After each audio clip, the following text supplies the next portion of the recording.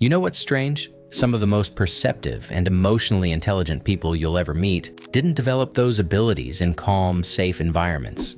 They developed them because they had to. Their nervous system learned to read subtle shifts in mood, predict what might come next, and stay one step ahead, all just to feel a little safer. Psychologists sometimes call this traumatic intelligence. It's not a clinical term you'll find in every textbook, but it describes how early adversity can sharpen certain mental and emotional skills that often look like gifts from the outside. If you've ever felt like your mind works differently because of what you went through, this might explain a lot. Trauma doesn't only leave wounds. In many cases, it also forges powerful adaptations. The brain, especially in childhood, wires itself to detect patterns, sense danger, and understand people on a deeper level. What looks like being too sensitive or always overthinking is often your system simply doing what it was trained to do: protect you. Here are 10 signs that this kind of intelligence may be part of your story. First, you can read a room almost instantly. You walk in and something inside you registers the emotional temperature before anyone even speaks. A slight change in posture, a fleeting expression,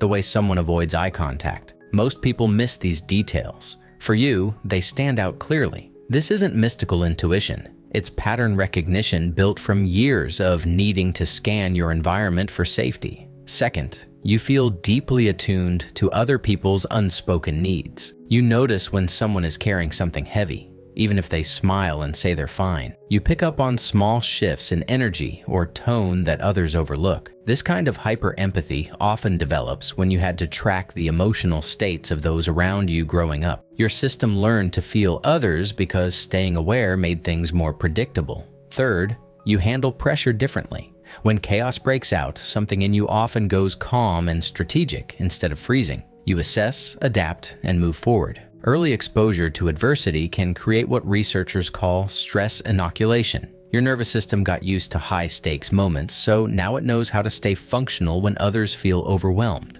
Fourth, you have a compulsive curiosity about why people behave the way they do. You replay conversations in your mind. You search for the meaning behind small actions. You try to understand the hidden motivations. This depth of thinking wasn't chosen for fun. It grew from needing to make sense of unpredictable behavior around you. Over time, it became a quiet expertise in human nature. Fifth, you anticipate outcomes before they happen.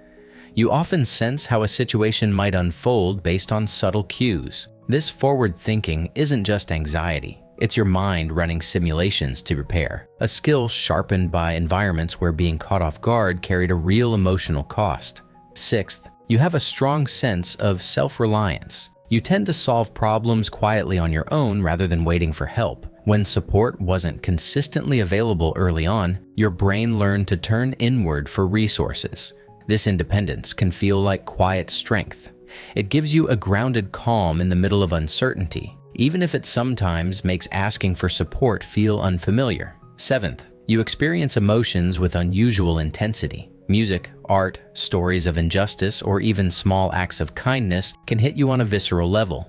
Your emotional radar is finely tuned. The same sensitivity that once helped you navigate difficult dynamics now lets you feel the world more deeply, both its beauty and its pain. Eighth, you have a higher threshold for trust. You don't open up easily, and that's not cynicism. It's a protective calibration. Your system learned that not every signal of safety was reliable. When trust does form, though, it tends to run deep and loyal. The connections you build are often thoughtful and resilient because they're chosen with care. Ninth, you possess a kind of mental resilience that sometimes surprises even you. You've faced hard things and somehow kept going, finding ways to adapt and move forward. This isn't about never struggling. It's about an inner resourcefulness that developed because giving up wasn't really an option. And 10th, you carry both the weight and the wisdom at the same time. You see layers in people and situations that others don't. You understand emotional complexity in ways that can feel isolating. Yet that same understanding often brings a quiet compassion, not just for others, but potentially for yourself too.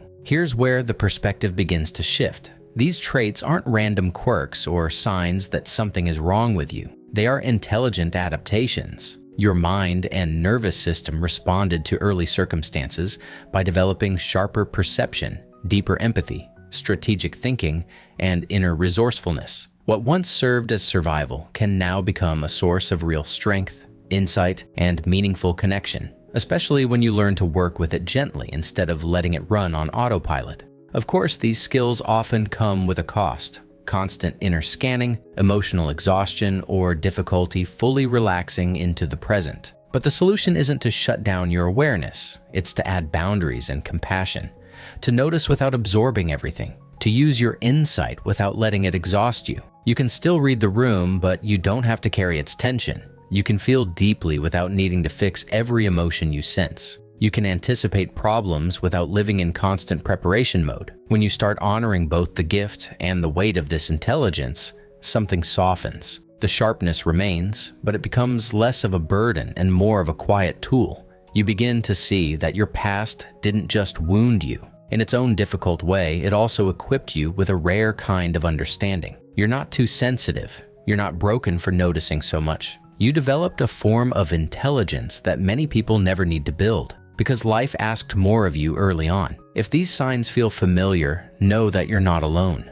Many quiet, perceptive people carry this same hidden history. Your depth, your caution, your ability to see beneath the surface, these are not flaws. They are evidence of a mind that learned to adapt in remarkable ways.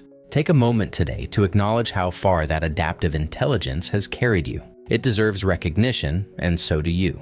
If any of these signs resonated or helped put words to feelings you've carried for years, I'd love to hear which one stood out most in the comments.